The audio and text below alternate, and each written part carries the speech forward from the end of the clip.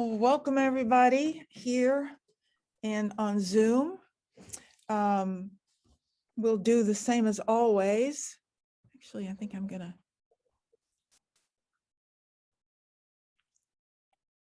My sound is already up pretty high. I'm gonna scrunch you Zoom people. So please yell out if you have questions, and everybody else. How do you guys need, how do you feel? Can you see all right with this out? Yeah, it's better to see that. Yeah, it's better for me too. That light is harsh, and I think there's plenty of light in here. I'm fine. Good, we'll leave that light out. I don't know how we Peggy, got. just for your information, there is nothing on Fridays at this time. Excellent. So I'll email Charles and see if we can reserve this room then Right. officially, and then release Conover so people can use it if they need to. Okay. So where were we? We really had just finished Egypt, and this is the last piece we looked at, and we're going to move on to Near Eastern cultures today. Egypt was typified by being, number one, a single unified nation through most of its history, largely unbroken period. We saw that the art was very much about communicating information. We know that by this period, by the Bronze Age or by 3000 BCE, we have a much more complex level of organization than we had in the Stone Ages. And therefore, interests and concerns were different.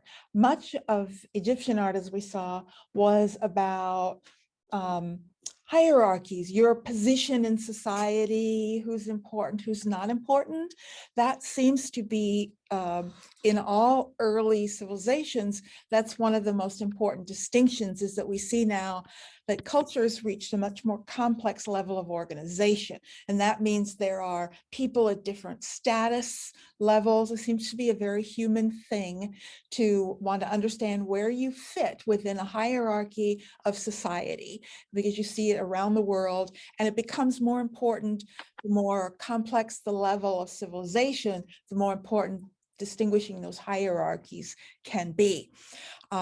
So what we're going to talk about first today is a culture or a series of cultures that existed side by side. It overlaps with ancient Greece. So we're going back to like 3000 again, around that same period, because civilization starts around the same time in this area, which we call the Near East.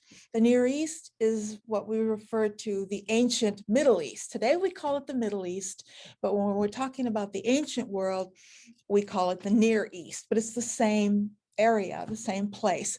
The term Fertile Crescent, I'm sure you've heard, that's the term that's used in many different historical contexts. We don't really use that word in art all that much because we're not really interested in crops they grew and all of that sort of thing. We refer to this general area as Mesopotamia. Now we're talking about, and the cultures we'll be talking about for much of today, are the old cultures of the Bible. These are places that if you've read the Old Testament, you've encountered Babylon, you know Babylonia, you know the Assyrian Empire, you know all of these early cultures. That's the period and the location that we're talking about today. Unlike Egypt, this was never one single unified culture. Never has been, probably never will be. In fact, it's a place of conflict. Egypt was somewhat protected by their geography. Egypt had deserts all around it. And then on the northeast, you had sort of limited and controllable access. That gave them a lot of stability, why it was very hard to conquer Egypt during this period.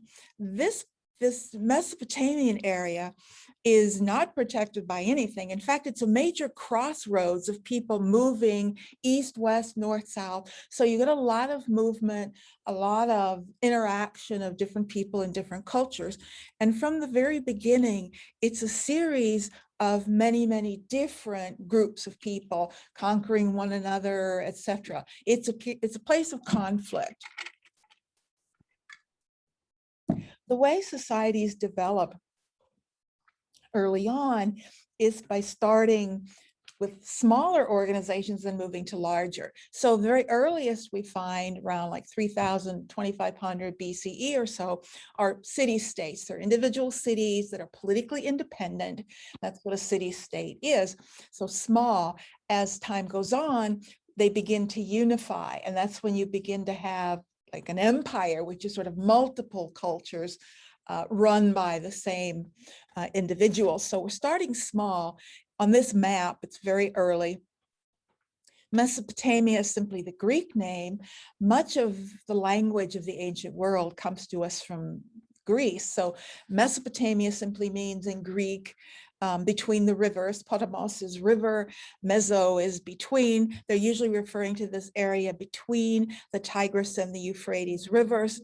But it also means sort of all around the rivers. And this is the early area. Now, that doesn't mean there aren't cultures developing at this same time in India, in China, in other places, and in Africa and other places in the world. It's just that we're focusing on Western art. So this is the region we're looking at today.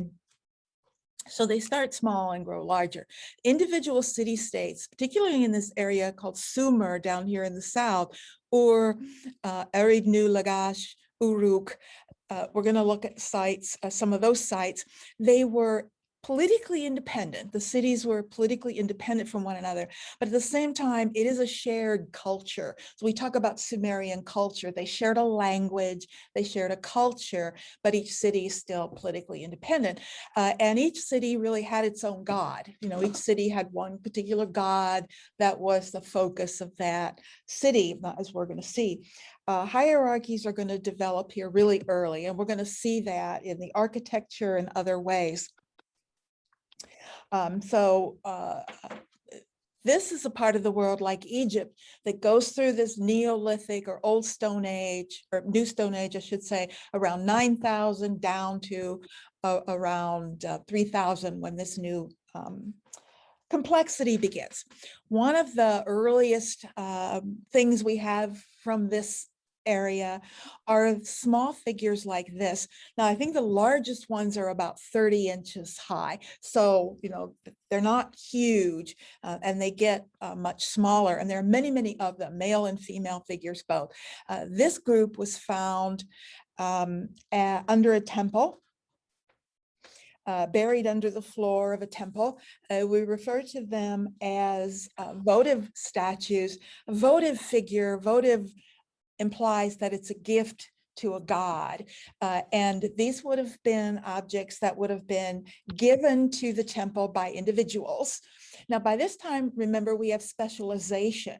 So you would go to your statue maker shop. There would have been a person in the town, or more than one, who's a specialist in carving these figures, and you buy one. And most likely you would buy whatever you could afford. So if you were wealthy, you could afford the bigger one, less wealthy, the small one. So even in these, you're seeing the hierarchy being expressed, because you want to show your wealth by buying a bigger one, and then you give them to the church, and they would be in the temple. I shouldn't say church, I don't use that terminology. Now, who or what do they represent? They're not gods or goddesses. They're actually stand-ins for the person donating it. These are worshipers. In fact, it's easy to read the gesture. They're all in this same hand gesture. It's easy to read that as prayer, which in fact it is, but we do have to be careful when we apply modern or contemporary associations with gestures, etc., to something this ancient. Just because that happens to be the gesture today that we associate with prayer doesn't mean it always has been in all cultures or even Christianity. That's a new gesture even in the Christian world, as we're going to see when we get into like the Middle Ages, when Christianity is big. The gesture of prayer in the Christian world is this for a very, very long time. So this wouldn't have been recognized as a gesture of prayer. It's just a coincidence that this is. So warning you. Okay, Yes. Are those stone or They're limestone. They're carved out of limestone. It's possible that you can see some of the eyes look like they have paint on them. It's possible that the eyes might have had something inserted, like shell or bone, that made it look more like eyes, because we'll have to talk about the eyes. The eyes stand out. It's one of the stylistic characteristics that's evident in all of them. We believe that this pose and this gesture and this expression is influenced by the Epic of Gilgamesh. Now, the Epic of Gilgamesh was the earliest sort of grand epic story of adventure, and it was written right around the same time in this part of the world. And in the Epic of Gilgamesh, they talk about how you should approach your God with wide eyes and awe, etc. And it's described carefully. So I think that very likely they were, modeling this on what was in the Epic of Gilgamesh, because it was certainly well known to everyone at the time.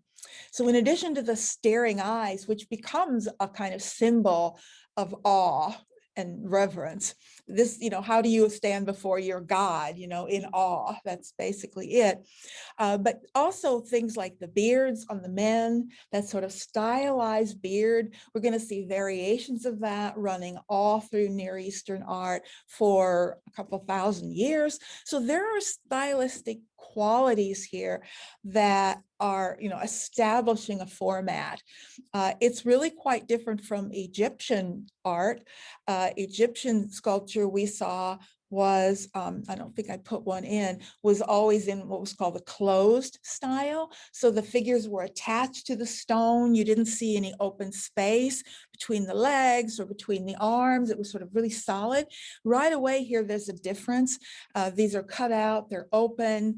They're not sort of cubic like Egyptian sculpture. They're more sort of rounded and carved all the way around. So it's really a very different style.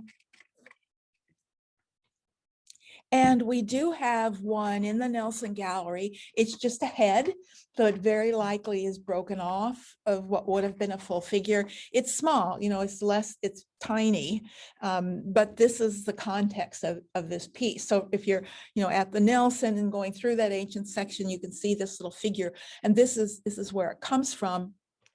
This is its context, and you can see there's still some paint on those eyes. And even as a female figure, it's got this wonderful stylized hair again in all of its detail.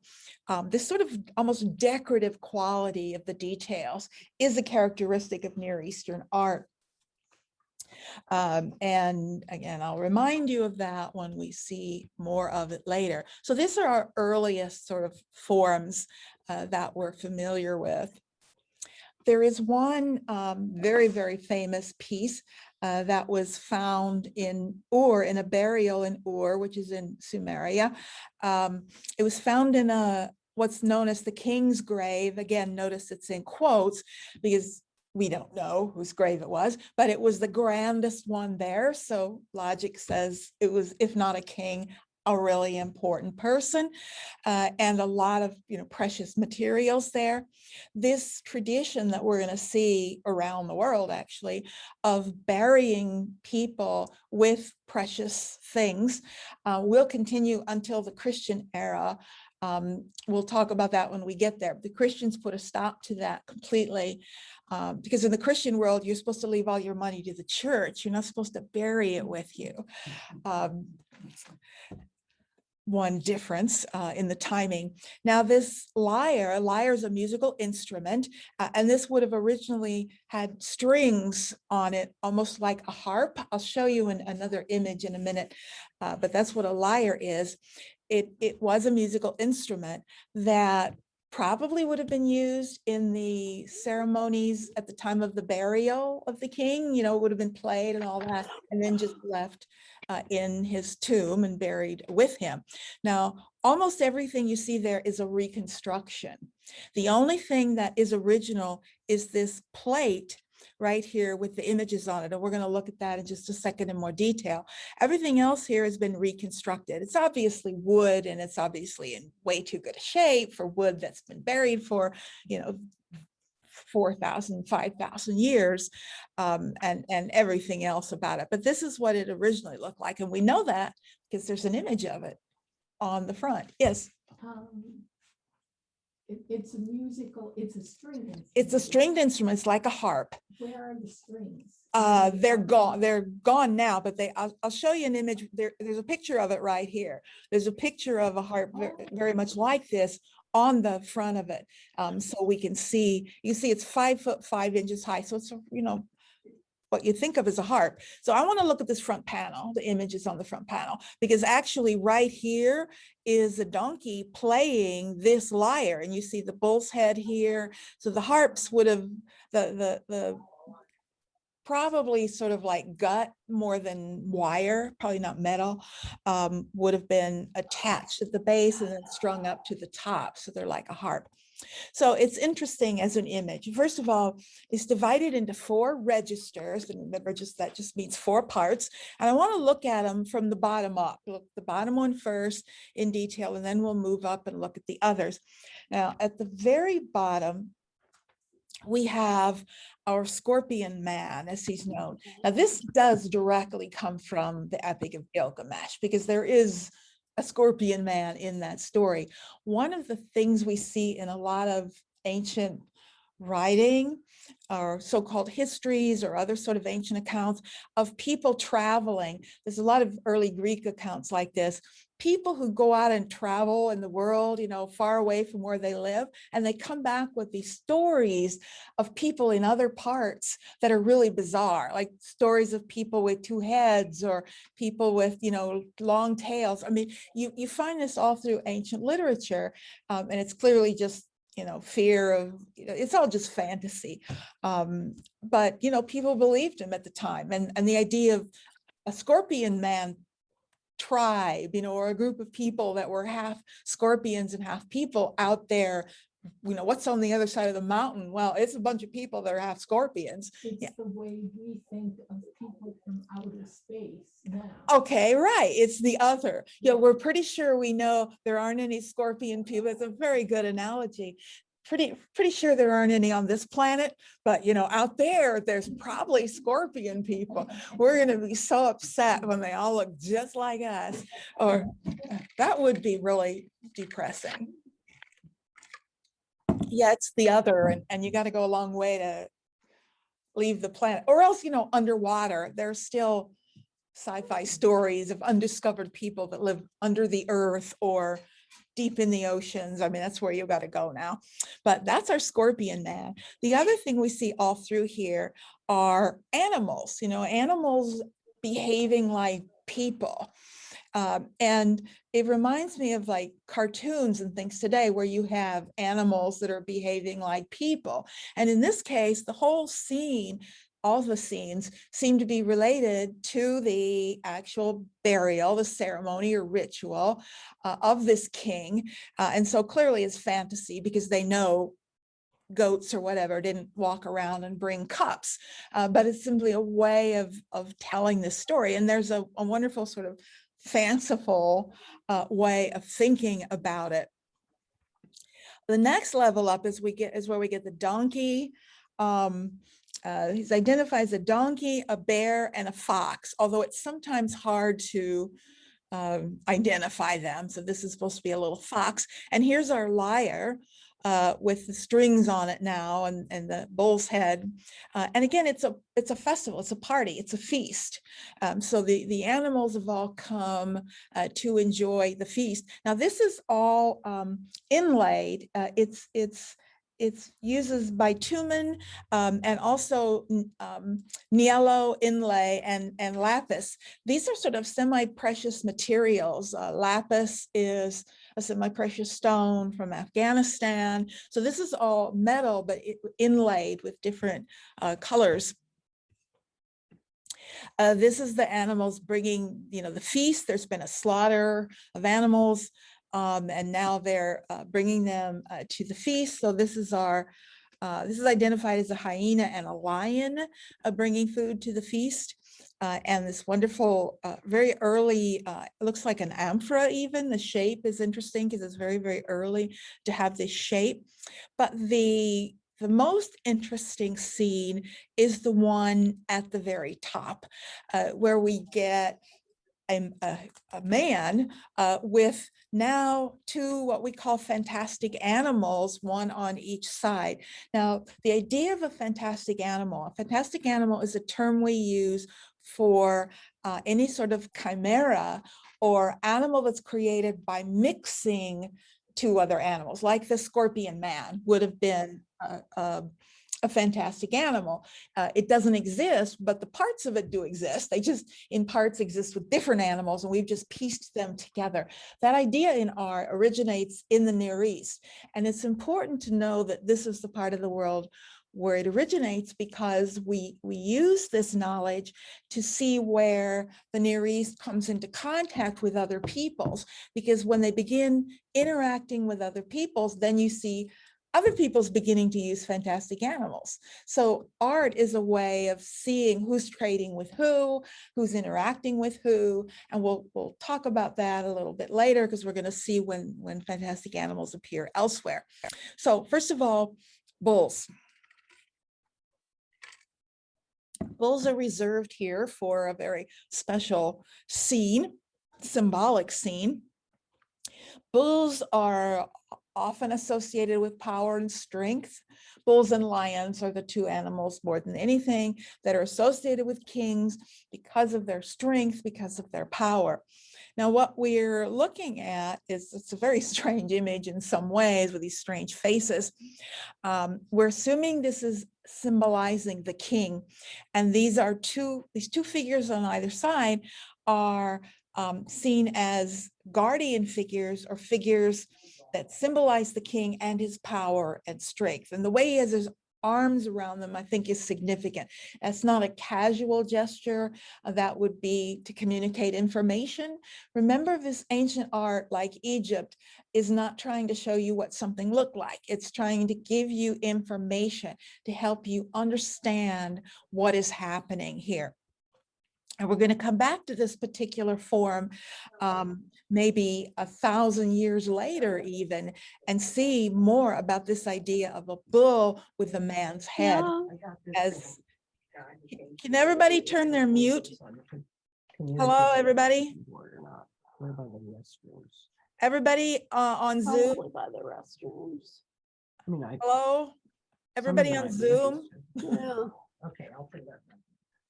Everybody on Zoom, could you please mute your microphones and then unmute them if you want to talk or ask a question? That would help. Thanks. Thank you. Okay, so we will come back to it. Now, the form, the composition is basically how something is composed, where figures are placed in relation to other figures. So this composition is what we call a heraldic composition. A heraldic design is a very specific way of composing a scene, any kind of scene. It's rare, it's symmetrical. It's where you put the most important figure in the center, and then you have two other figures, usually facing inward, that balance it. And we call it heraldic because later in the Middle Ages, that design will be used in heraldry. Shields, family shields, nation shields that shield design on the left is the shield of Great Britain, actually. And heraldry is the study of these sort of shield symbols, and they tend to use this design. So we call it heraldic. So we apply it back in the ancient world as a design, a name for a design style. It's not actually a family shield. It's just that heraldic design. It's a powerful design and a very important symbolic one. And we're going to be talking about heraldic designs later.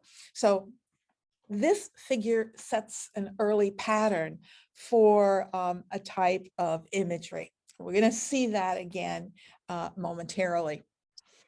While we're still in Sumer, I want to look at one of the more ubiquitous architectural structures associated with this part of the world, and that is the ziggurats. Ziggurats are one of the most famous architectural forms in the world. And this is one, a very early photograph. I don't have the date on the photograph, but it's an early excavation or a formal photograph taken at the time they were excavating it. Every one of these individual city-states in Sumer would have had a ziggurat. And it would have been by far the largest structure in the town.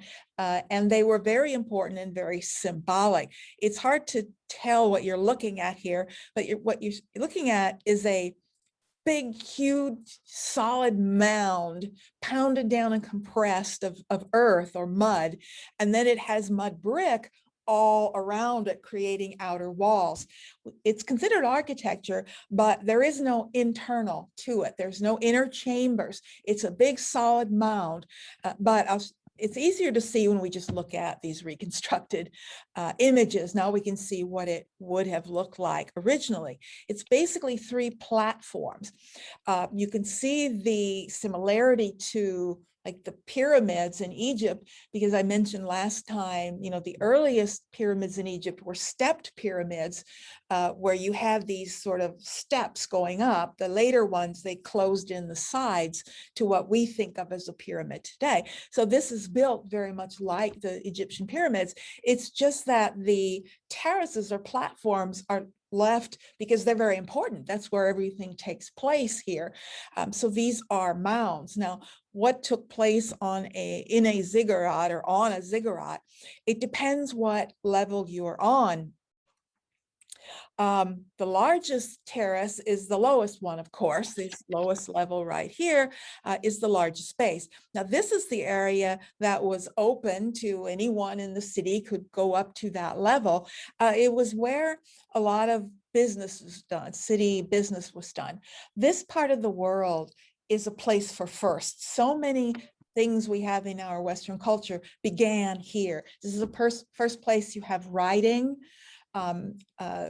much earlier than in Egypt, where you have cuneiform writing on clay tablets. It's the first place you have sort of the use of the wheel extensively, the way we use it today. This was a place of invention, much more so than Egypt. And it was because of sort of conflict and the like, where, the more conflict happens, the more growth happens in most cultures historically. So it's the first place, I hate to say it, but it's the first place where we have taxes too. First place where people had to pay taxes. And that's one of the things that happened on this first terrace. You would have to go up and pay your taxes, and there would be scribes that would record them on clay tablets. And we literally have thousands of clay tablets from this era. This is where writing begins. Writing is created to keep records, and primarily birth, death, and taxes. That's why people learn to write, to keep records. So the first writers were accountants. I mean, the idea of literature and poetry, that actually comes along pretty quickly. Soon after that, you have people writing epic stories and tales, but it begins with accounting and record keeping. So the first level is where city business comes. Don't confuse this. This is not a marketplace. that would have taken place all around it. I can envision on the ground all around this tents and stalls, and it would have been like the center of the city, and the market is happening like all around this structure, but not on this structure. This is a city building. This is like a government structure in some ways. The next level up, which is not open to everyone, this is where city officials would meet. This is where, you know, if you're an actual city official of some way, this is where you would come to meet with and talk with all the other officials of the city. So it's a hierarchical change as you move up. The third terrace holds one thing, and that is a temple. This is a small temple, and this level is only accessed by the king, priests, you know, officials, you know, religious officials. This is where you commune with and communicate with the god. Now, they believe that all of the people living in this area of Sumer migrated there from other regions that were more mountainous. These are people who lived in mountains, came down from the mountains into the valleys. And so what we have very early on is a structure that is a symbolic mountain. It's like a holy mountain. And this has been linked to not only the pyramids, but the pyramids in Mesoamerica. They were sacred mountains. The great cathedrals of Europe, as we'll see much later, they were holy mountains. So this idea that mountains are sacred and that gods lived on top of them. I mean, you have Mount Olympus in Greece. It's a natural thing that seems to happen in much of the world. And it's not uncommon to have a temple at the top of a structure like this because you're closer to the gods and you communicate with them. It's a structure that unites heaven and earth, you know, the skies and the earth, the spiritual and the physical, and it sort of joins both of them symbolically. So again, that's something that seems to be not cultural as much as just unnatural, again, because of the way we experience the world. Sometimes you will see people referencing a ziggurat and referring to it as a temple, and that irritates me to no end because it's much more than that. Yes, there's a temple at the top, but the ziggurat refers to the whole structure, and it's much more than that. So I don't like calling a ziggurat a temple because to me that minimizes, and to me its importance is what happens on these other levels. Because, you know, if you're in this city, all you have to do is look this way to be reminded of your position and your status within this society. Am I someone who can go to level 1, or am I someone who can go to level 2, or am I someone who can go all the way to level 3? That tells you your status in many ways. So it's very much a hierarchical structure, hierarchical architectural structure.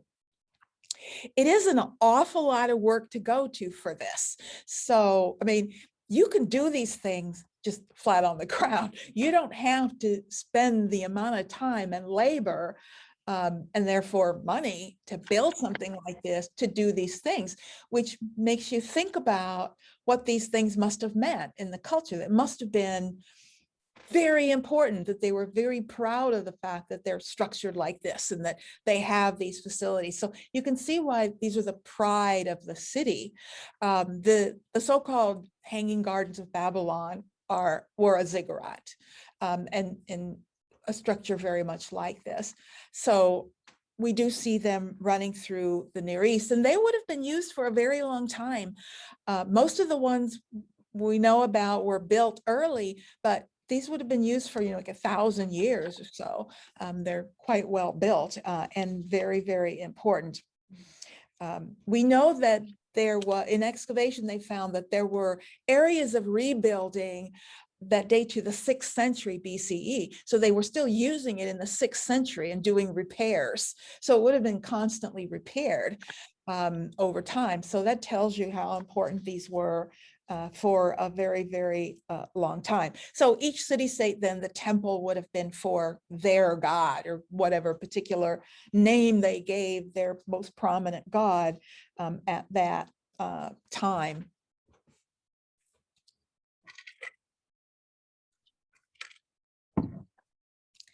Another really important monument. Now this is early stuff, we don't have a lot. So all of the pieces we have are unique and therefore very important. And this is a stele. We saw one last time, and I'll remind you of that in just a minute. A stele is just a slab of stone.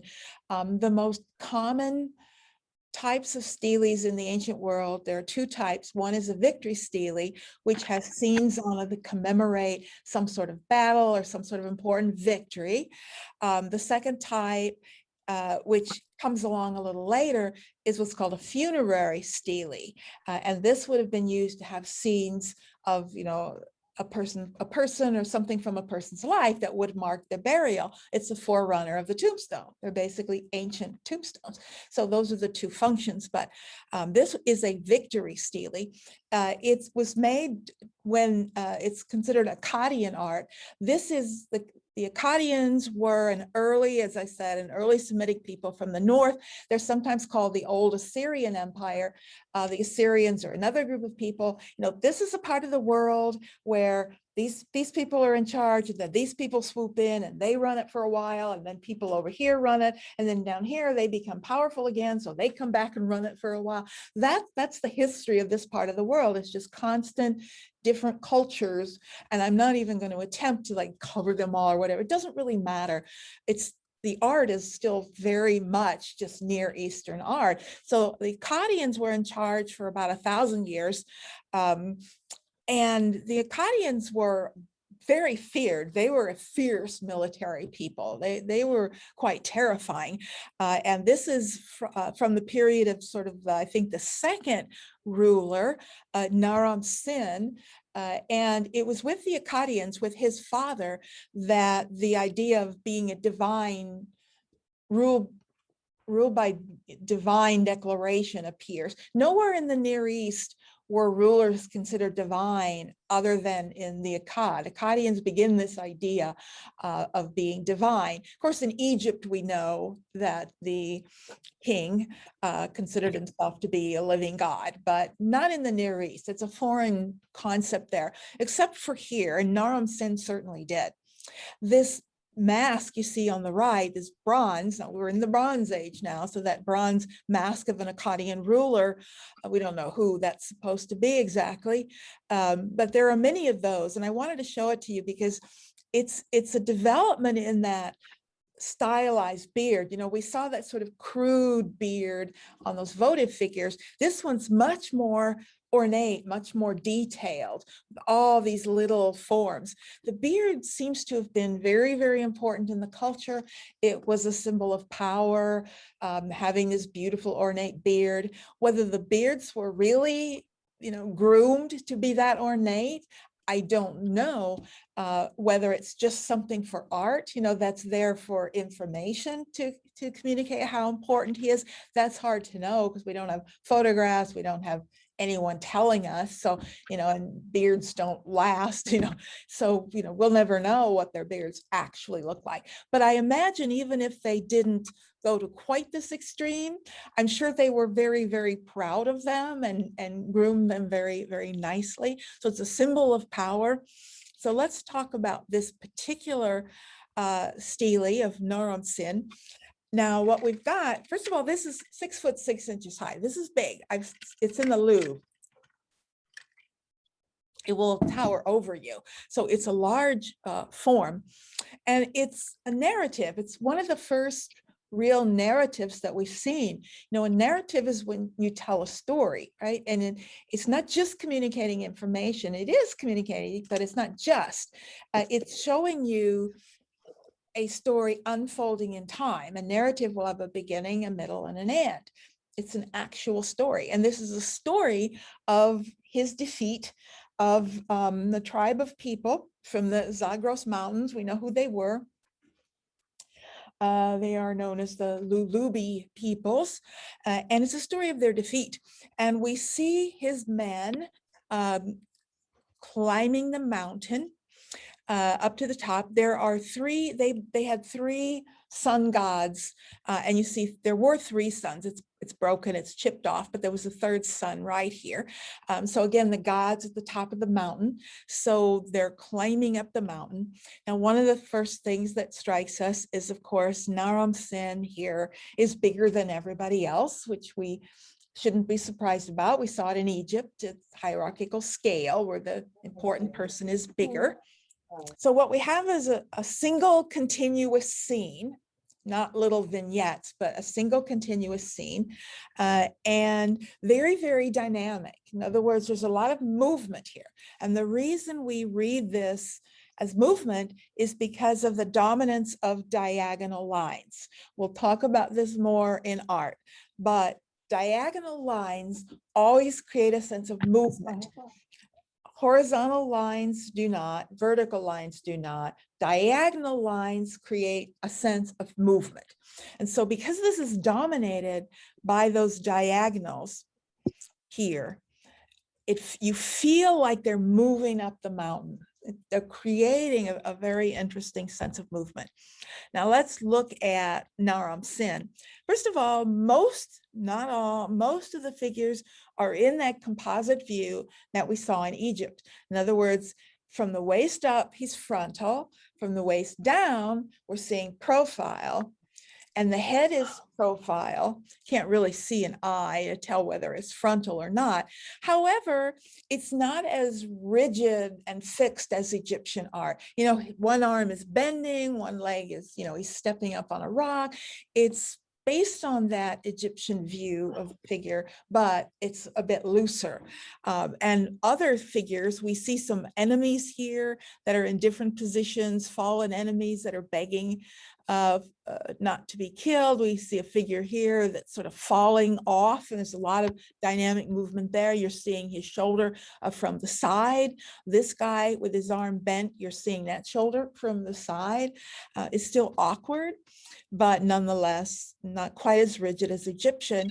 And okay, he's wearing his bull's horn helmet. This is whenever you see an actual person wearing a helmet like this with horns on it, that identifies him with the god. Gods wore helmets with horns. And so the fact that he's wearing them identifies him as divine and, you know, identifying him and linking him to the gods. And we see that in other contexts now in the Near East.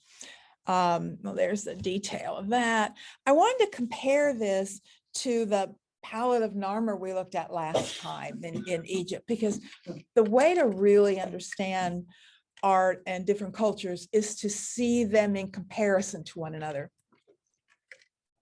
Now, one major difference is that Egyptian palette is two foot high, where the Akkadian one is over 6 foot. And that's the tricky part of looking at art either in books or on screens, is you lose all sense of scale, which in front of the real thing, it would be obvious, but we lose that. So I'll try and point that out.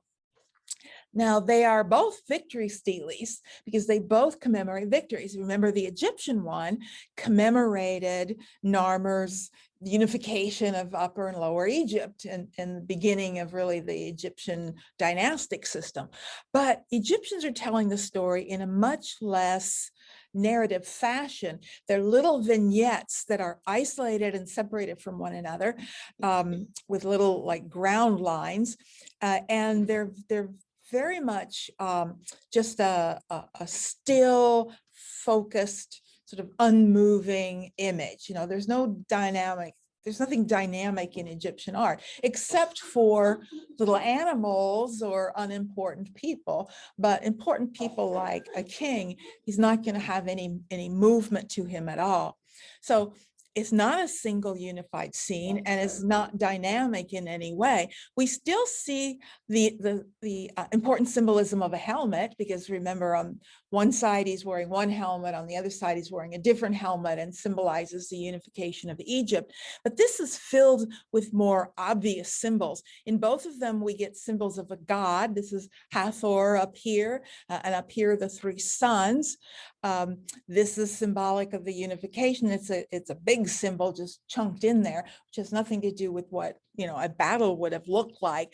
The Near Eastern one, or the Akkadian one, is much more, not only much more of a continuing narrative, but also much more of what a battle might look like, as opposed to the Egyptian. So they're very different cultures, very different sensibilities. One very still and frozen and unchanging, where the other is dynamic and active and changes in style all the time. So quite different.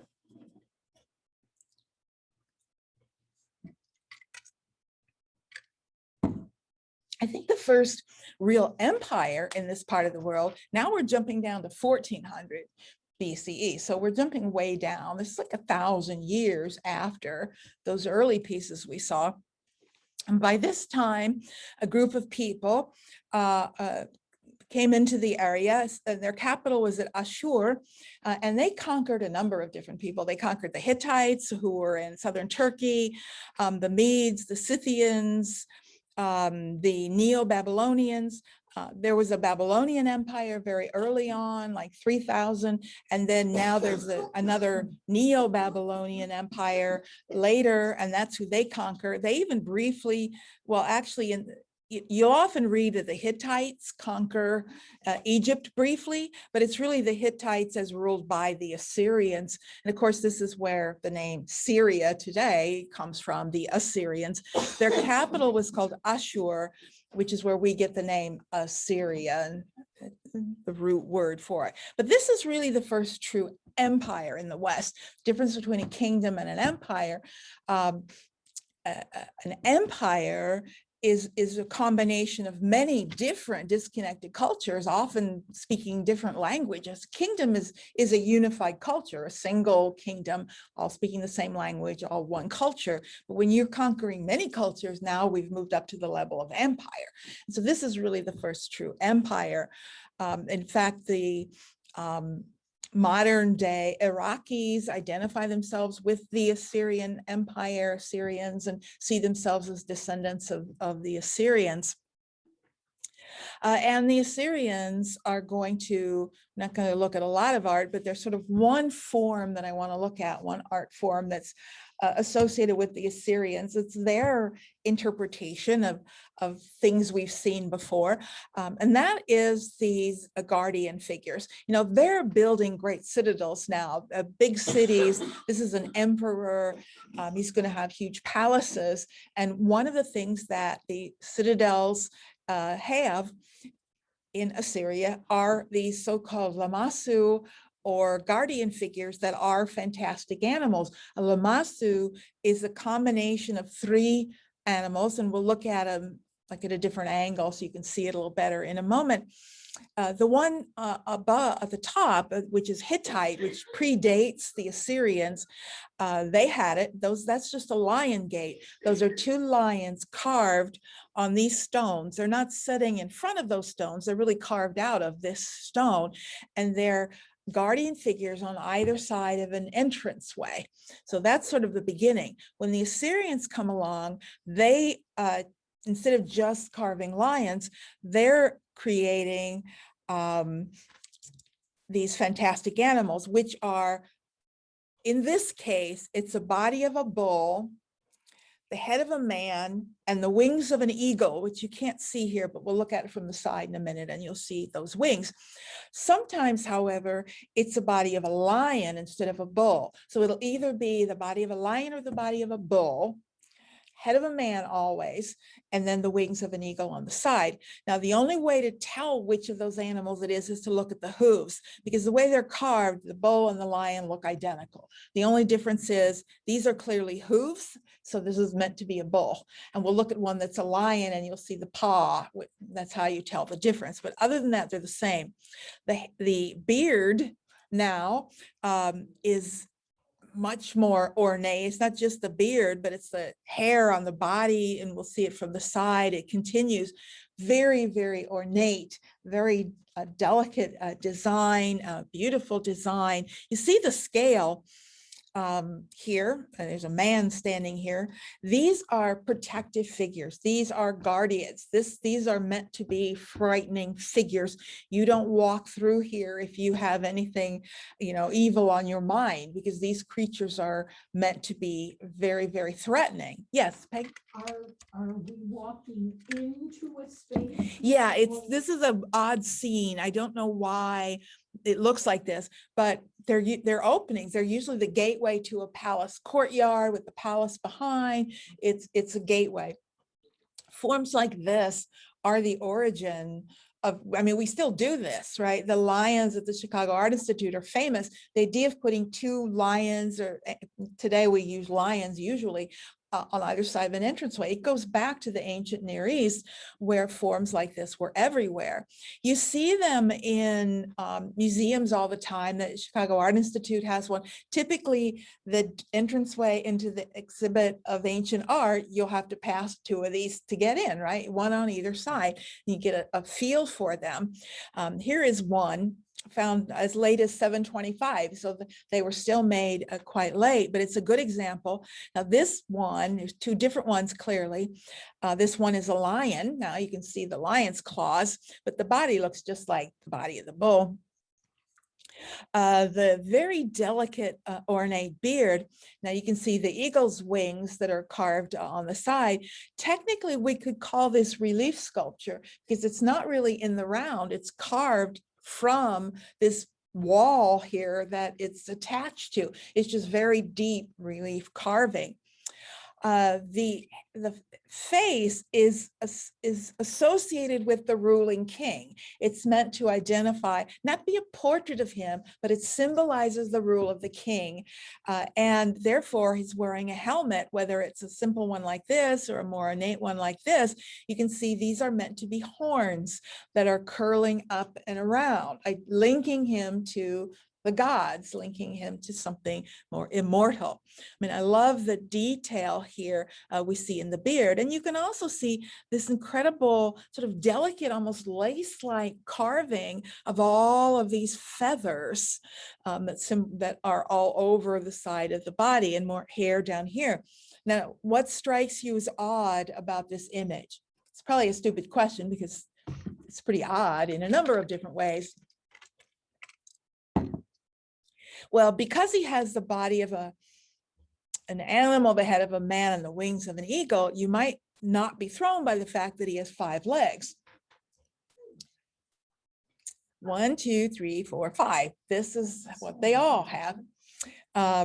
You'd be surprised at how long it takes for some people to notice that he has 5 legs, but there's a reason for that. And he really doesn't have 5 legs. He has 4 legs, but it's assuming your point of view.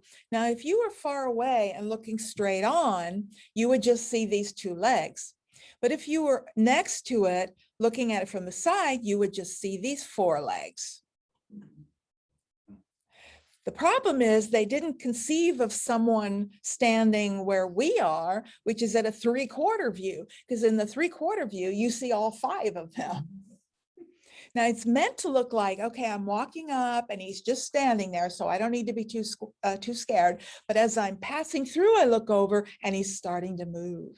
The legs are moving now, and they weren't when I was way out there. And that's supposed to be scary. That's supposed to be, oh my God, The 3/4 view is sort of odd, but they just clearly didn't care about that. They cared about 2 things, this view and that view. The other one didn't matter all that much, apparently. And that's, of course, the view we're looking at it from. So it's, yeah. The one on the left up there by what I'm thinking is an ear. What is This? Yes, what is that? That's a really good question. It probably is an ear. It's very It's got to be an ear, but delicately it's, carved. and it's also like jutting out. It looks more like an elf ear than a person's ear. It has to be an ear. I don't know what else it would be. And this hair, this big hair thing here is different. I like that the fact this one has an earring. Mhm. I think that's a real metal earring. They typically did that on sculpture. They didn't like carve an earring. They would make a little hole and put an actual earring on it. I don't know. It's kind of odd. But I think what's striking about Assyrian art is, and the Syrian culture, is you have this sensitivity and this delicacy to create these finely carved details, but it's a very brutal culture and it's a very brutal form. There are images in Assyrian art, I didn't bring them in, of, people being torn apart by lions and lions with hundreds of arrows dying, and they're very poignant, they're very emotional, they're very sensitive. So it's this weird combination of sensitivity and brutality, like all at once. And to me, that's what makes it powerful. I think it's the most interesting of all ancient Near Eastern art because of that, because of there's something in it that makes you want to know more, or how it comes about. Now, how long would it take an artisan to make a figure like that? A life It would have been, no, it wouldn't have been one artisan. You would have had a lot of people working on this. You'd have probably had, yeah, there would have been a lot of people. It would take a while, but time to them, time is, as a concept, is very different before the modern era. So you would have had, back to construction.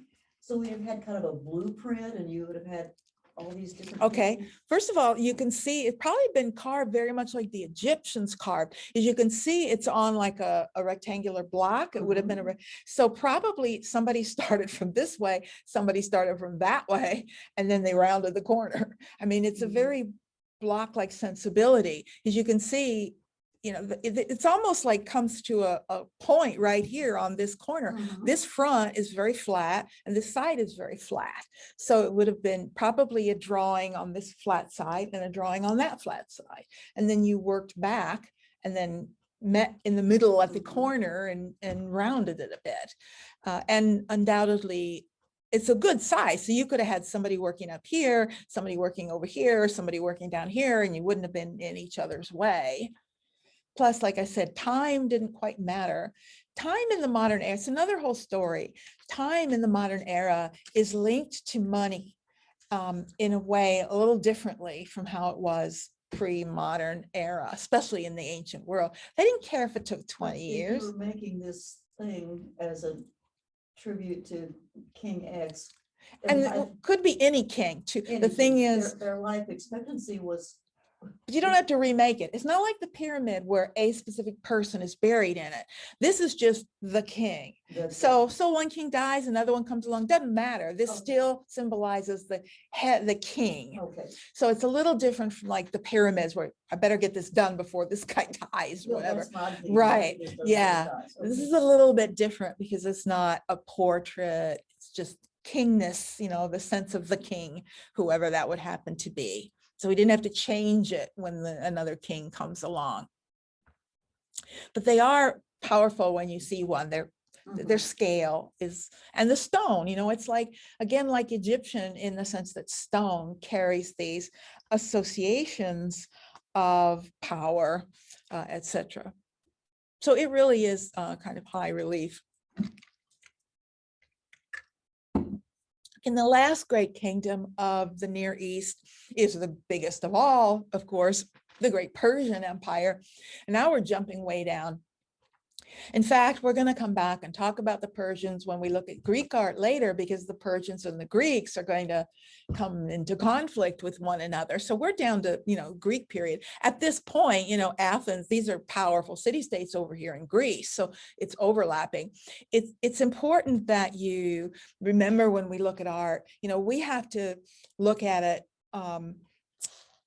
in a way that unfolds over time. We have a sort of chronology, but then we go back and look at something else and overlap that time frame. So just because we looked at something after we looked at something else doesn't mean it actually happened after something else. It's happening sort of all at the same time.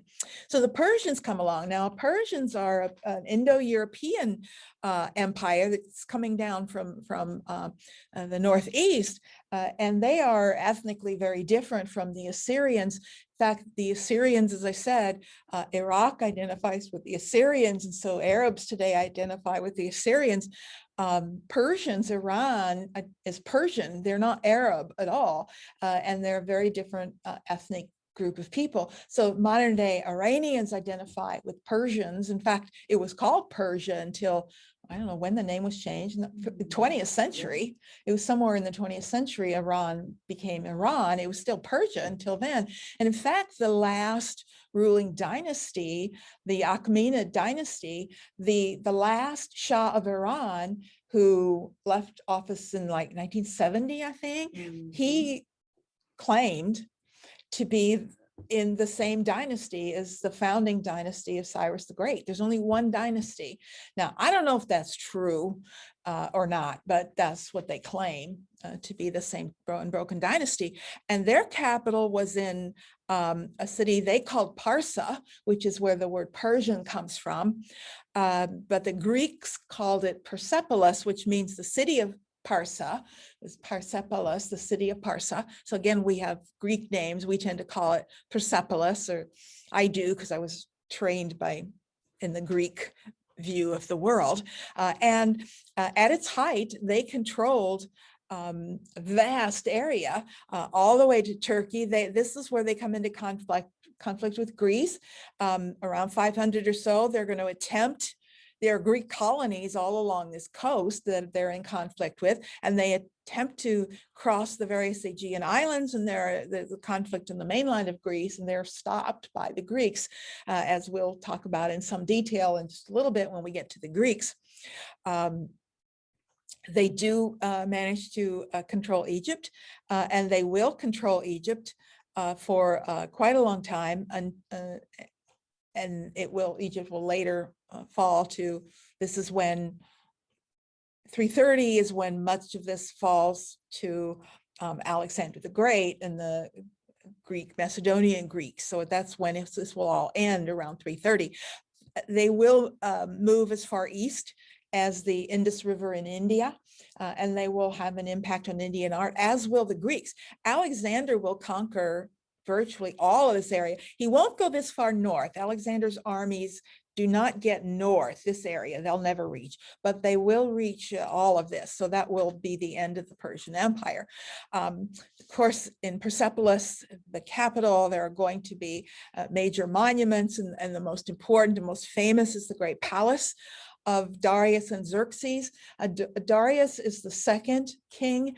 The founder is Cyrus the Great, but it's Darius, his son, that builds the first and really pushes out to the farthest limits. And then Darius is the king, the emperor, I should say, when they attempt to conquer Greece, and then he dies and Xerxes attempts it.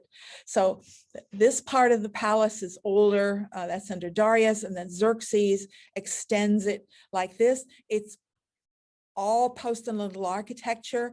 Remember post and lintel, the basic kind we saw before, and it's filled with hypostyle halls, which we saw in Egypt. All of these plans, you can see all the little dots which identify the columns, the bases of columns. A plan like this is based on, you know what a floor plan is based on? It's based on what something looks like at 1 foot above the ground. So if you took this room and cut it off 1 foot up from the floor, that would make the floor plan. So because they cut it off 1 foot up, then you would see the tops of all these columns cut off at 1 floor up, which is why you see all these dots. And of course, here's what remains. There's not a lot that remains. There are a few columns standing, but mostly you have all of this a hypostyle hall. And the assumption, though roofs did not remain, the assumption is they would have had the clerestory. And if you remember, clerestory, when you have a hall like this, a room like this, it would be really, really dark on the interior, and you wouldn't have a lot of air flowing. So they would take the central part of the roof and elevate it so that you could have windows on the side of that elevation that would allow light to fall directly onto the middle of the room. And it's assumed that they would have had to have clerestories. It would have just been too dark in the room. What I really want to look at is not so much the architecture, but the sculpture. And particularly the relief sculpture that covered the walls of this building. It's all processional imagery. Now, they were the emperors by the time of Darius and Xerxes. There were 23 nation states that they controlled, 23 nation states with probably 23 languages and cultural differences. And all of those people would come, send ambassadors to Persepolis, and they would bring gifts, and there would be formal receptions, like what happens today, you know, state dinners, etc. And people come with gifts for the president and the like. And all of those stories are told on these walls. It's all about these processions that lead in and along the wall. So if you're an ambassador and you come in and you're led down the hall, you see next to you all these other people, you know, walking just like you, all these different nation states. And the different people are identified by their different clothing, and particularly their different headgear, you know, what they're wearing on the head. That identifies where they're from. So it's a kind of almost indoctrination. You know, as you're walking in, you know, what's this going to be like? I'm going to be led to the presence of the great Darius or the great Xerxes, and look at all these people they rule, and from all over these exotic places, and they're all bringing them gifts. It puts you in a specific frame of mind. It's very similar to what we're going to see happens in like the Palace at Versailles. You know, when Louis XV, you know, those walls are filled with images that glorify Louis. And so by the time you get to him, you're in the proper mood to be, you know, in awe of the power of this person. And we see that all along here. And this is my favorite. I love the ones where they're walking up the steps. I mean, there's something about that that's just so wonderful. And it's patently obvious today that they have completely moved past that composite view.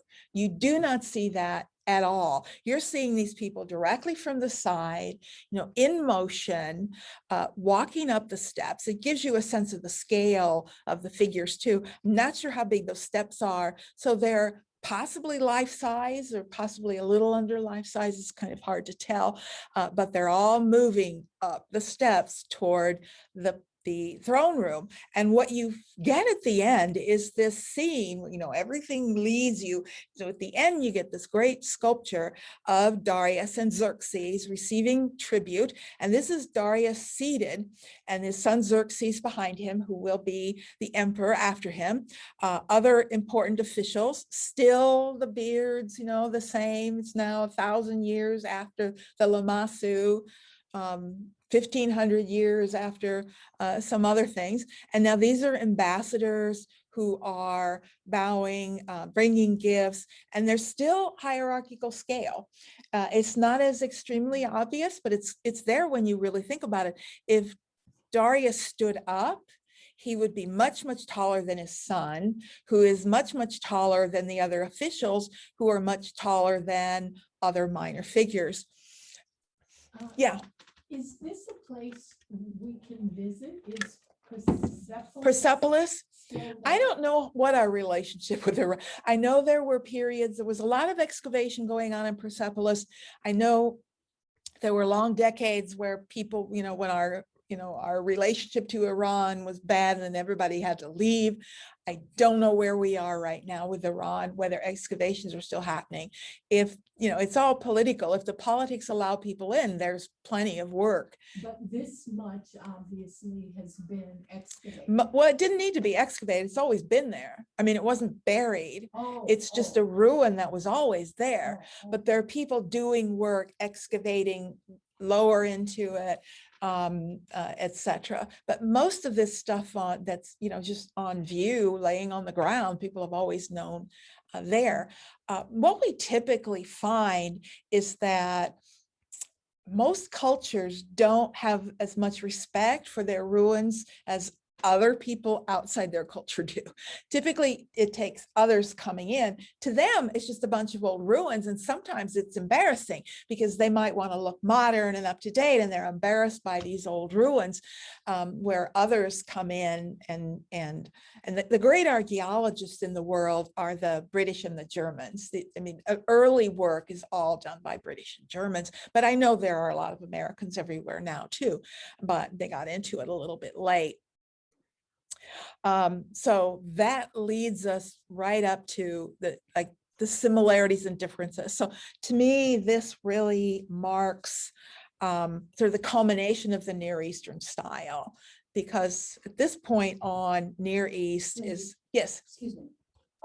The one figure behind the sun doesn't have the same type of beard and all that. Yeah, he's Is that probably a foreign ambassador. He's wearing what's called a Phrygian cap. So he's probably from Phrygia, which is one of the member nations okay. that they rule. So that identifies him as probably another foreign ambassador. And I don't know where these guys are from. I love that hat. And I'm not sure what he's doing. It seems to be a gesture, like an homage gesture. It may be part of a bigger gesture, whatever. It's very sort of Near Eastern to me in terms of what he's doing. I don't know what these things symbolize, but I'm sure they symbolize something. So we can see what has come down and what has changed. These stylized forms, the eyes are still rather large. They're not as bulging as we saw, 1,500 years earlier, but they're still large. The hair is still very stylized and similar. It's still very low relief, very shallow. Much of this it's very likely that these were painted. When you have low relief like this, meaning it isn't raised off the surface very far, typically they were painted, but because much of this was exposed to the air, the paint would have long gone, but they were probably painted. But the composite view is gone, and they're largely gone. You still see remnants and things like the placement of the feet here. You see that one behind the other. Other places, there's a bit of overlap on the feet. So, it's not 100%, but they're very comfortable with the torso now. They're very comfortable with that side torso, and the hips, but just not with how to place the feet and have them show. Now here, he's got an overlapping here. The last point I want to make about Near Eastern art is the decorativeness of it. Near Eastern art has a lot of little ornate decorative details, like this, I want to say well, it is carving. These little finials here, these little details, all these little rosettes around here, all over the palace where you have these carvings, they're surrounded by and filled with a lot of ornate detail. And that's also important because we will see that influence entering Greek art. That is not a natural thing for Greek art. And when Greek art becomes more ornate, that's clearly, we call it Eastern influence, we mean Near Eastern influence, and it's everywhere in Greek art. Okay, let's begin talking about Greek art. I don't want to cover a lot, but we'll spend a little time. First of all, the Greek name for Greece is not Greece. That's an English word. The Greek call their country Hellas. And so various references to Hellas will appear in the language talking about Greek art. We divide this into 3 periods. The pre-Greek, which is what we're going to talk about today. It's not really Greek, but it's the ancestors of the Greeks. We'll talk about that today, and maybe we'll get a little bit of an introduction of later. So Hellenic culture is a term that refers to the Mediterranean in this area that will later be Greek during the Bronze Age. And Bronze Age Greece, as we sometimes call it, is called Hellenic culture, and it's technically pre-Greek, and that's what we'll talk about today. It is the ancestors. Hellenic culture is the name that just refers to Greek culture. Hellenic is sort of the adjective that goes with Hellas. Hellas is the country. Hellenic is the adjective for that. So a person would be Hellenic or a Greek, whatever. And that's like around 900 BC down to about 300. And then Hellenistic is the last that we'll look at.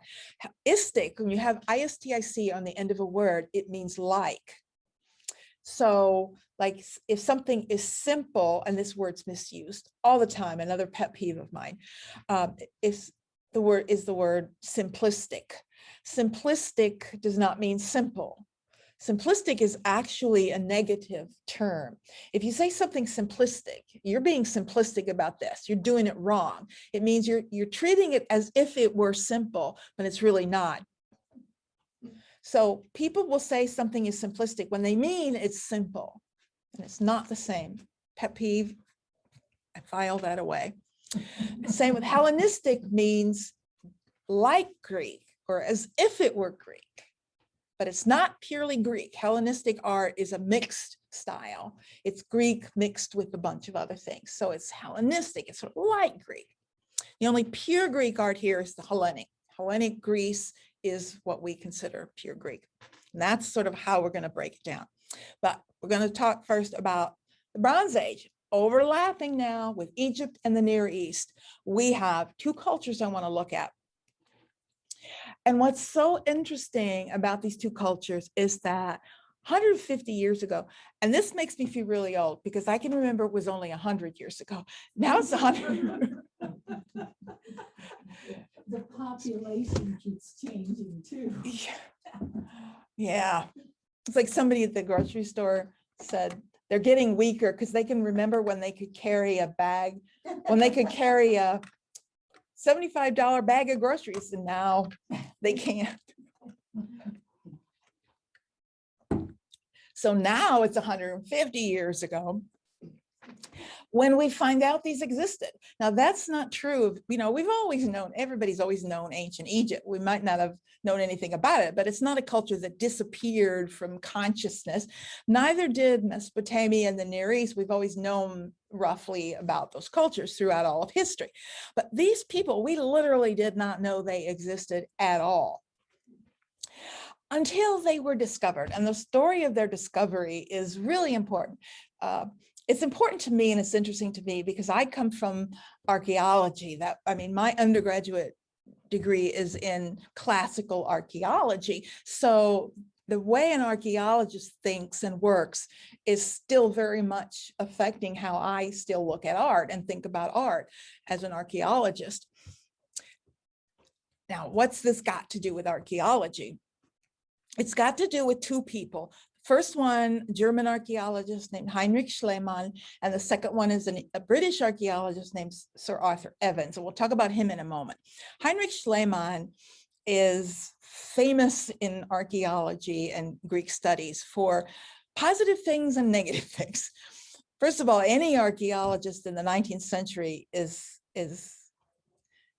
going to have a lot of negativity associated with them because our 19th century archaeology was horrible.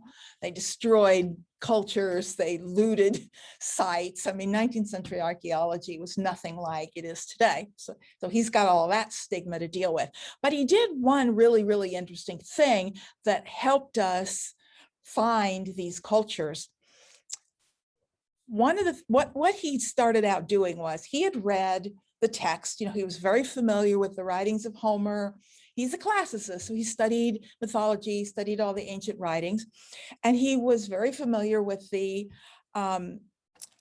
Homeric stories and the Trojan cycle, which is a series of stories about this thing called the Trojan War, which had a huge impact on Greek self-image and Greek history and Greek art, very dramatically so.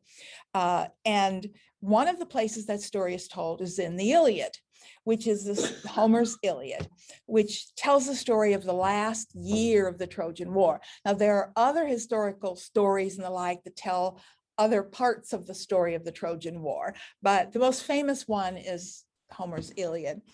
And so throughout history, everybody's known and read the Iliad, but what Schliemann did was he asked a question nobody had asked before. He asked, did this really happen? Because everyone has always assumed this is total myth. This is just another wonderful adventure story. Because why wouldn't you assume that? Because it's filled with God swooping in and doing things. It's written in such a way that this can't be true. But Schliemann says, I think this really happened. I think the source of the story is real. Athena may not have sent down these snakes or whatever, but I think the basic story is true and I'm going to prove it. So he sets out to prove it. And to do that, he has to find Troy. Now, he has no idea where this might be. And in fact, he doesn't really even know who was fighting the Trojan War, because if you read the Iliad, it's about these people called the Achaeans, and they fought in a town called Ilium, which is why it's called the Iliad. It's the story of Ilium. The Roman name is Troy, but the Greeks called it Ilium. So he says, I think the Achaeans were the Greeks. We take that for granted now, but it wasn't taken for granted then. And he says, well, if they are, and it describes all these cities, these lost cities, he says, maybe those cities existed and maybe I can find Troy.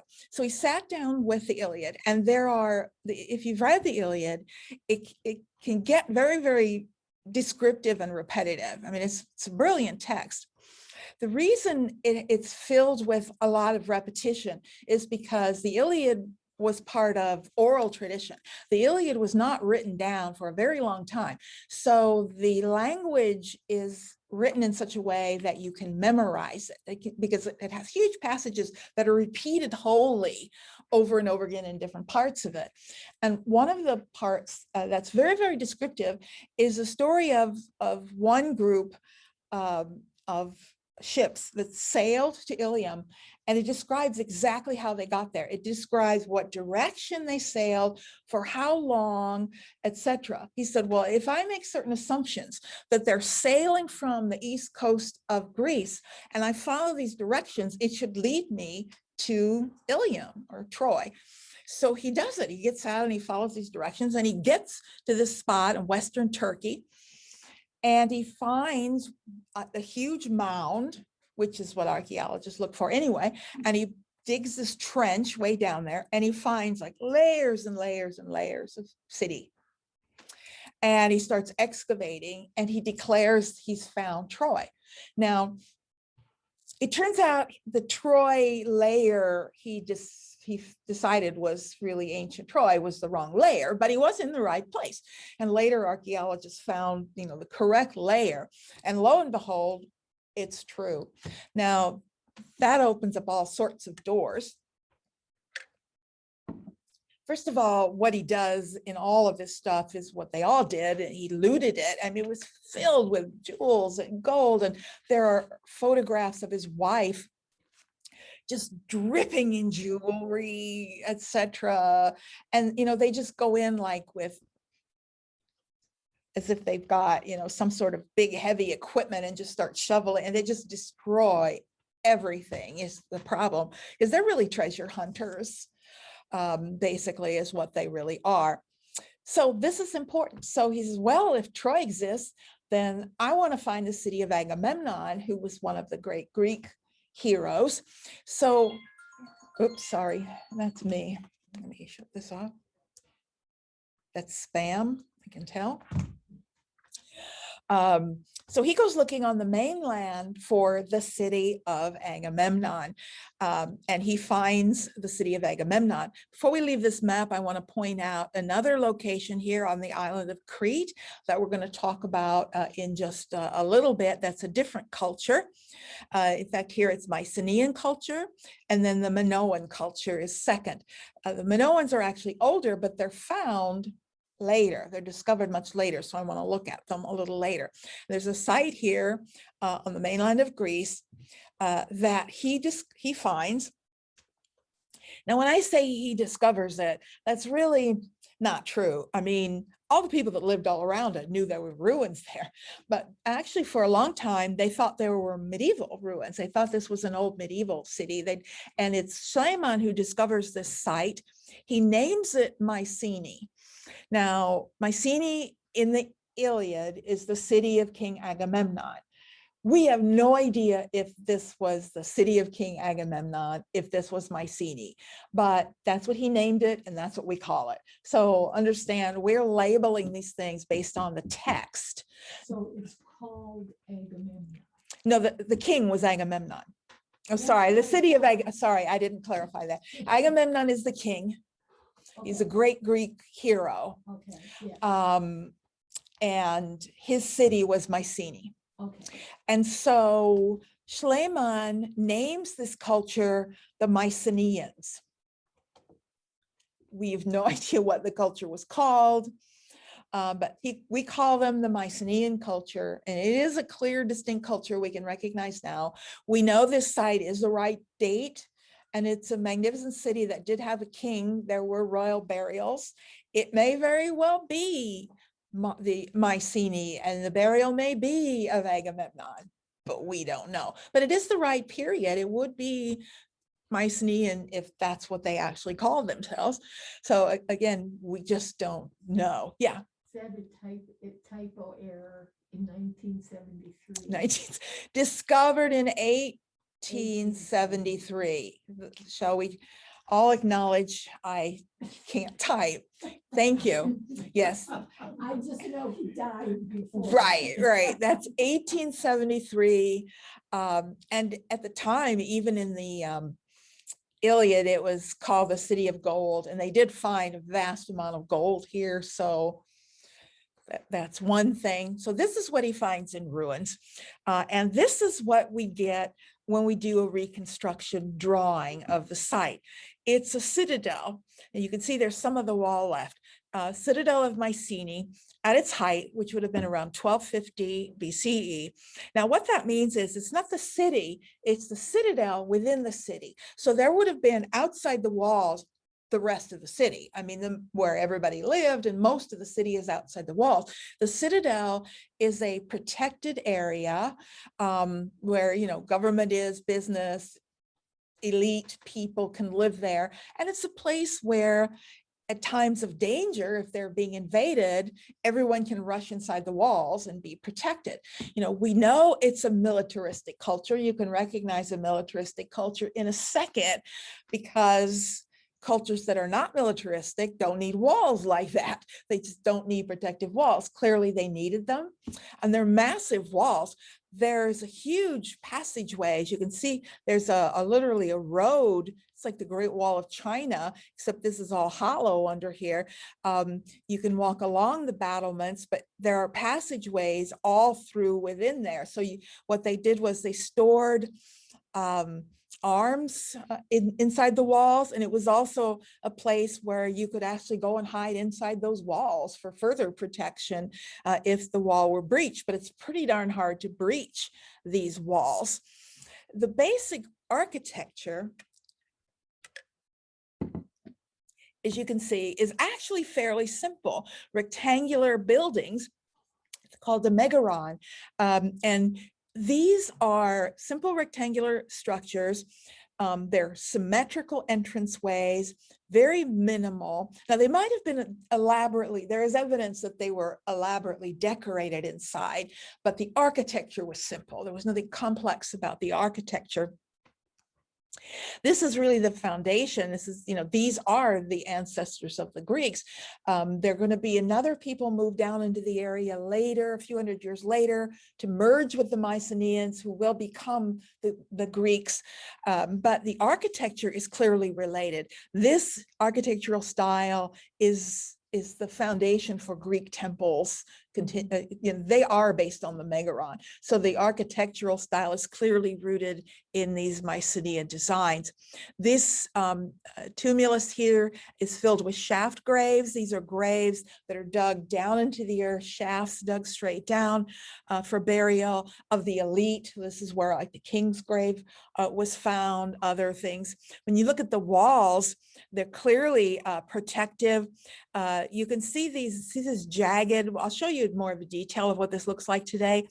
These are some sort of other sort of rocks. I'm not sure exactly what it is, but it creates this angle, making it almost impossible to get to the wall. I mean, the angle is such that you can't even get up next to the wall. So you can't like hide against the wall and sneak in.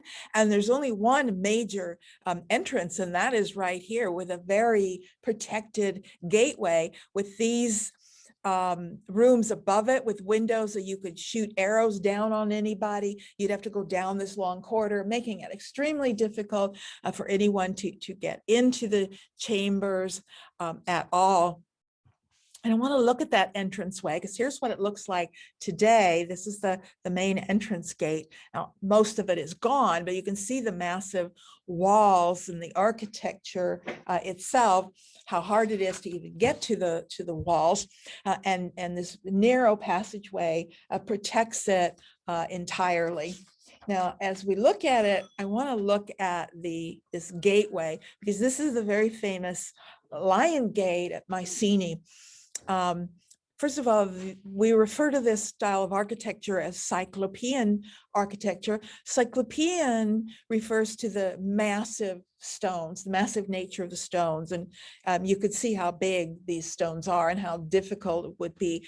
It's called Cyclopean because in the ancient world, they said that the Cyclops had to build it. Only the Cyclops, big monster Cyclops, was strong enough to move these blocks. So that's why it's called Cyclopean. The name just sticks. Now, the gate itself is sort of post and lintel. You've got these massive posts and this huge lintel over the top, which is thicker in the middle to make it really strong. And then inserted into it is an image of two lions on either side with their legs up on this sort of podium with a column in the middle. Now, this is let's see, look at this again. Here's a photo from the time. Now, one of these men is Schliemann, and I'm not sure which one it is. I think it's either him or him is Schliemann, but I love old photos like this, but you really get a sense of the scale. You can see how they've cleaned it up. They've moved some of these big rocks out of the way to make it a little clearer, but the rest of it is pretty much the same. They're using, in order to relieve the weight off the middle of this lintel, they cut out these heavy, dense stones and replaced it with a much lighter weight stone. This is not the same kind of stone that you see here. It's much finer, much more refined, and it's lighter weight. This is called a relieving triangle. It's a triangular form cut out above a lintel and then something either left empty or something lightweight put in there and to relieve the weight. That's why it's called a relieving triangle. It relieves the weight off that heavy lintel. And in this case, instead of putting animal figures on either side of the doorway as guardians, we have them now above the lintel, but it's the same thing. It's still heraldic design with something in the middle, in this case, just a column and two heraldic figures. You can notice that the heads are gone. They were actually separate pieces. You can actually kind of see here. The heads were a separate form, probably with some sort of like a dowel that would have been set in there. And this is an earthquake prone region. At some point, the heads, because they weren't attached, just fell off and broke and are lost to us. They were most likely facing out, like looking at you. Now, first of all, the heraldic design and the animal guardians, that alone tells us that these people were in contact with the Near East. Somebody's traveled to the Near East. They've seen these Lamassu figures. They've seen these guardian figures. This is the first place you see it on the mainland in a form like this. So clearly they've seen it. What's the most intriguing about this?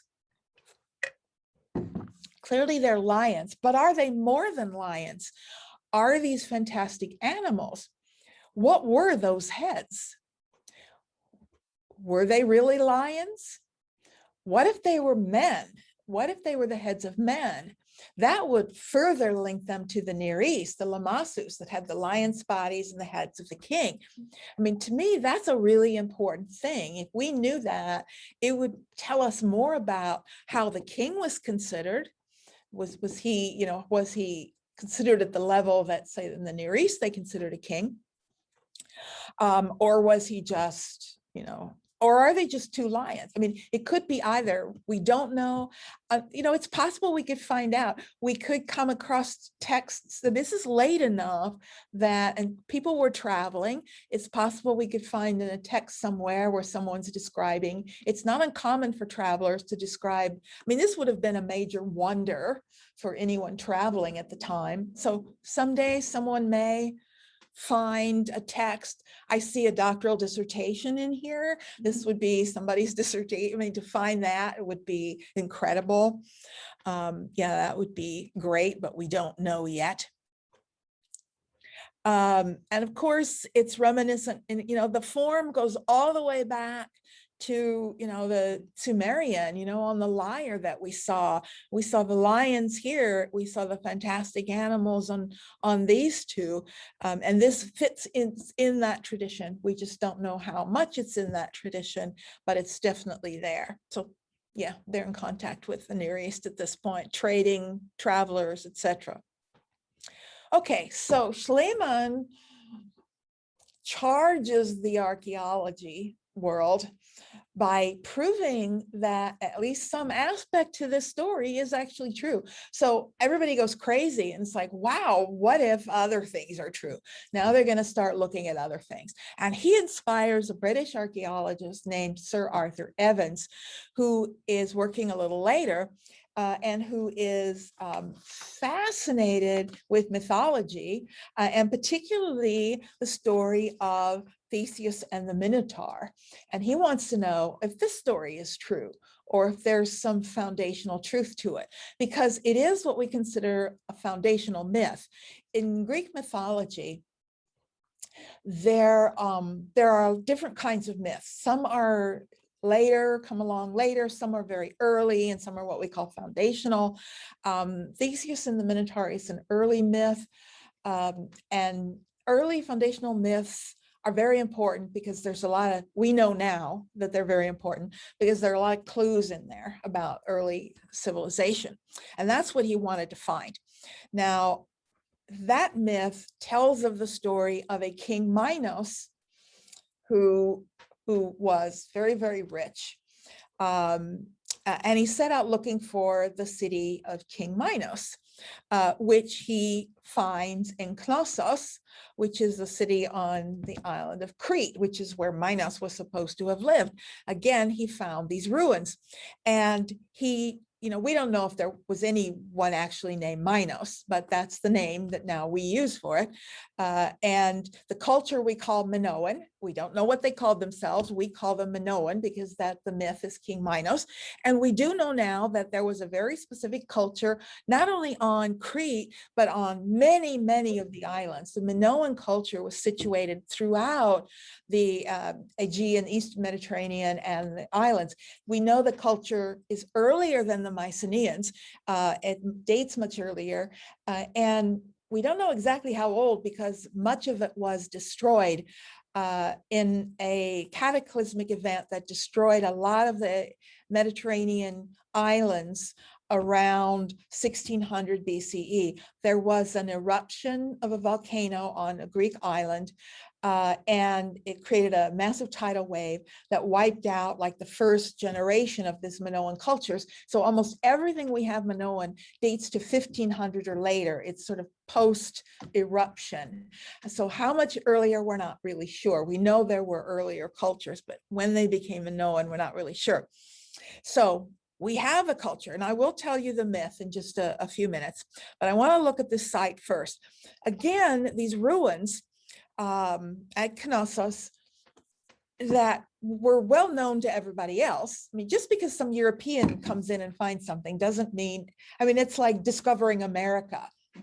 Nobody discovered America. Everybody who lived here knew America existed. Everybody who lived there knew these ruins existed. So it was not like a discovery. It's just the Europeans discovered it finally. And he decided this was it.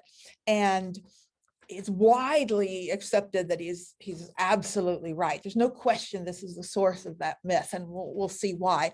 He finds it in 1899, so it's a little bit later.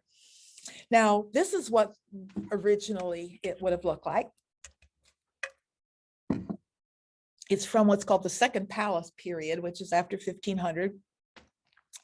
And unlike what we saw at Mycenae, this is one building. This is a palace. This is one single building, up to 4 stories in some places, but built on the hillside. It's an incredible structure for this moment in time.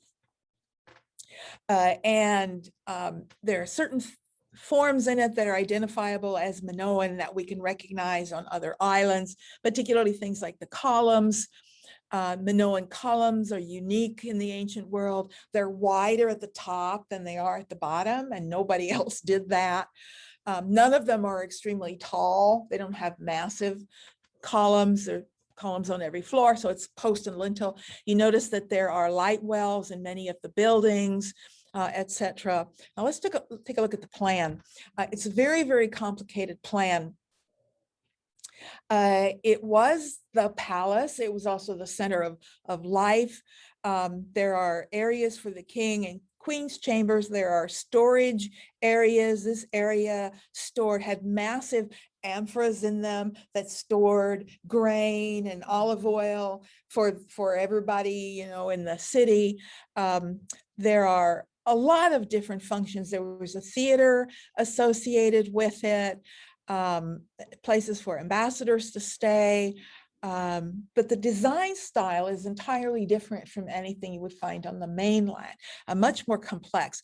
There are entrance ways here to get in. There's an entranceway that comes down here. There's only one hypostyle hall, a north pillared hall. This is an open central court where various activities took place, and we'll talk about those in a minute.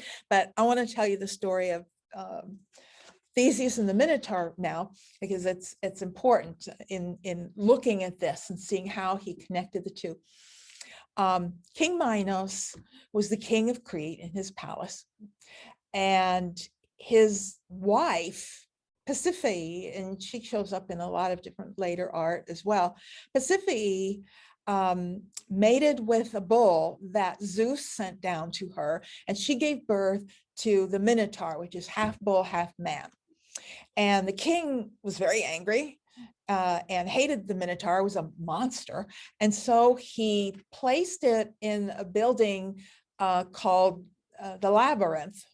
And he used it to, his enemies, he would force to go into this maze of this labyrinth, and the Minotaur would kill them and nobody could find their way out, etc. His son, and I can't remember his son's name, but Minos' son went up to Athens to participate in the Panathenaic Games. This was a series of competitions like the Olympic Games. The Greeks had all kinds of athletic competitions constantly. And he was killed. He was accidentally killed, and he was actually killed by the bull, the same bull that mated with his mother, killed him. And Minos got really mad, and he demanded reparations, and he demanded that the Athenian the king of Athens, Aegeus, send every year 7 young men and 7 young women to sacrifice to the Minotaur. That was Athens' reparation for having allowed his son to die. So this went on, I think, 3 or 4 years. And then the 4th year, Aegeus' son, Theseus, son of the king of, it's always in myth, it's always the son of the king is the hero. It's always the son of one king falls in love with the daughter of another king. I mean, there are patterns that just repeat. So the hero is the son of the king. He decides he's going to put an end to this. And he's going to go down as one of the 7. And he's going to go in, he's going to slay the Minotaur. So he goes down and he's not sneaking in. Minos knows that one of these 7, he knows him. In fact, he's perfectly fine that he goes in to the maze because he doesn't believe that even if he could slay the Minotaur, he'd never find his way out, so he'd be lost. So as happens in all good myths, Theseus, before it actually happens, meets and falls in love with the daughter of the king. And her name is slipping my mind right now. What's her name? Ariadne, falls in love with Ariadne, and she loves him so much, she's going to help him. So she gives him a thread, right, that he can unroll as he goes into the labyrinth. So he goes into the labyrinth, he slays the Minotaur, and then he finds his way back out, and he and Ariadne and all the other, the 6 young men and the 7 young maidens all get on this boat and they sail back. Now, there's one part of the story I haven't told you yet. Before he left, Theseus agreed with his father, Aegeus, that if he were victorious, he would put white sails on the ship so the father could see the ship coming back home and see the white sails and know he was victorious.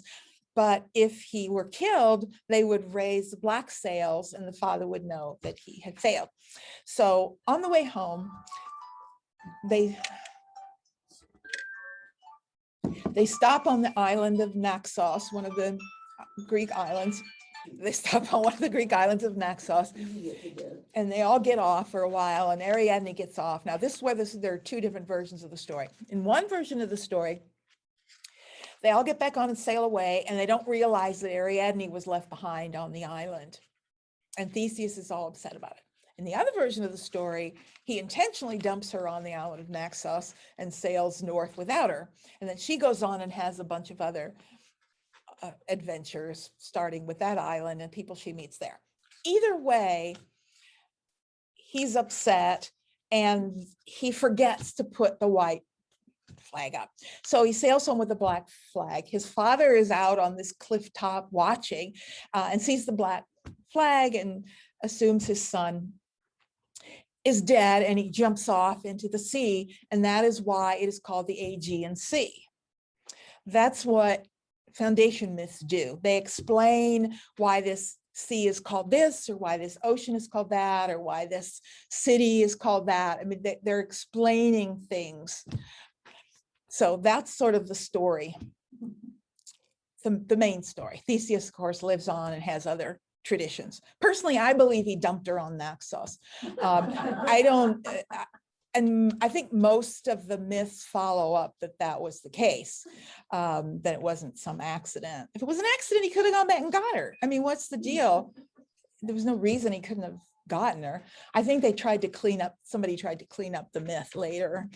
So anyway, we've got these stables of the story, the labyrinth, the Minotaur, this maze that you go into, and these people from the mainland of Greece who come down here and are astonished by what they find. And then he finds this building, which certainly looks like a maze to me. It's very difficult to find any entranceway or find your way through. Now, when we think about the mainland and the kind of architectural structures that anyone on the mainland of Greece was used to, they were simple megarons. They'd simply never encountered a structure like this, certainly nothing that was difficult to find your way through or complicated in any way. Could some visitors from the mainland come down and seen this building? That is the beginning of the myth. It starts there, but the story gets added on to as we move along, because once you are in this building, there are certain images and objects that appear everywhere.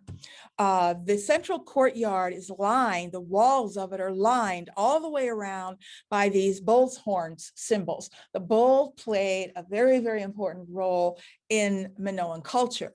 The other thing we find all over the walls are images of a labrys, which is a double-headed axe. In fact, the name of this building was actually the House of the Double Axes.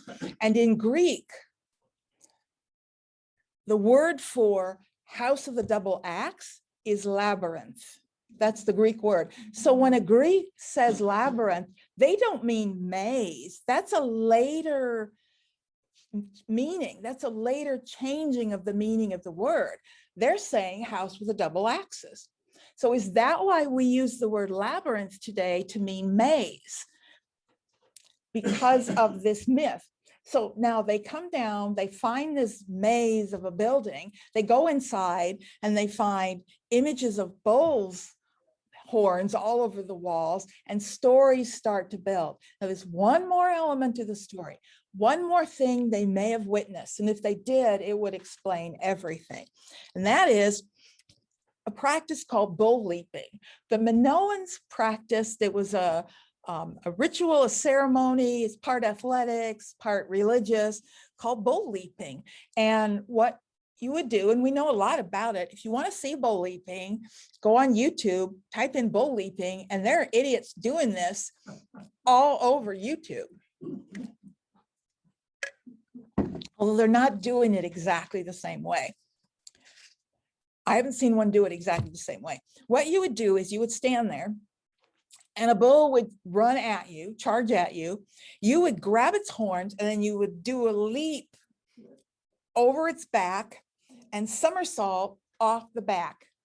That's bull leaping. Now, as I always say, I always wonder who did this for the first time. I'm convinced it was not intentional the first time. I mean, right? I mean, what if, you know, there's a bull running at you and somebody just grabbed its horns and did this, and everybody said, wow, do that again. You know? It had to be, because you're not going to plan this out before it's happened. This is the beginning of modern bull riding. Yes, actually, yes. Although that's a lot safer, I think, in some ways. What you can see from this image, and this is a fresco in the palace that they might have seen the fresco, but they might have actually seen real bull leaping. Now, I can guarantee that people were hurt doing this. Not everybody's going to be successful. So you come down, you've never seen a building like this, you're impressed, etc. You go into this big space, you see images of bulls everywhere, people jumping over bulls, you maybe see people getting gored and killed by bulls, and you leave and go home and you start telling stories. You start, wow, you won't believe what I saw. And each time the story is developed a little bit, and pretty soon the king's brought in, and pretty soon you have a myth. I mean, it's pretty much accepted that this is how myths get started. This is how stories get started, that there's a core of truth there. There's an element where it begins. And if you can track it down to those unique elements that are the foundation, then you can, you know, understand how things develop. And I find this absolutely fascinating. One of the things you see here is that men and women did bull leaping. This is a common practice in ancient art. If you see someone with darker skin like that, that's male. Whiter skin signifies female. So these men and women are doing bull leaping. We know this from other things in the culture. Women played a very important role. It's not a matriarchal society. I still deny that a true matriarchy exists, just because of, I mean, look at England. You know, had the Queen, the Prime Minister was a woman. Does that mean in 100 years people are going to look back and say, oh, England was matriarchal? No, it wasn't. And we have to be careful of that. So there would be female rulers and important female goddesses, but it wasn't a matriarchal culture. But women did participate in ways that were really unthinkable to the mainland of Greece, where women are like subhuman, in Greek culture. I think I mentioned it before that in the ancient world, women fared okay in Egypt. There were times where women actually ruled openly as kings. They were very powerful in Rome, as we'll see, although they didn't rule openly. They had ways of ruling. But in Greece, that's where the women were like the lowest. They were almost like considered subhuman. And they were almost referred to as another species. They didn't have minds that could interact with men. They weren't intellectual, didn't have an intellect. So the ancient world is different. So this is quite different from what you find on the mainland in terms of, culture.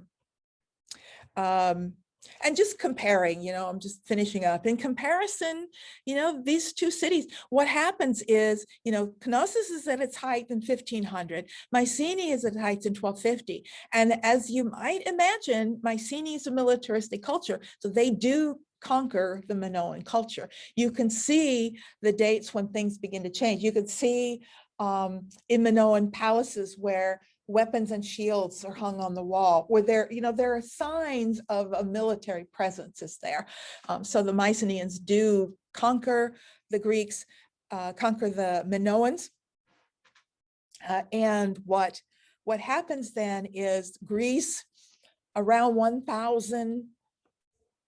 1100 goes into what we call the Dark Ages. They're called the Dark Ages. And it's because we don't know a lot about them. It's a dark period in history. We know that cities are abandoned. We know the coast is abandoned. There are theories that look at it in terms of climate change. There were some sort of catastrophes. People moved up into the mountains. All we know is that by 900, people are moving down, repopulating the cities, all on the coast. We know that they are a different people, that they are speaking Greek. They are Greek speakers. We know that during this Dark Age, people migrated into the area from the north.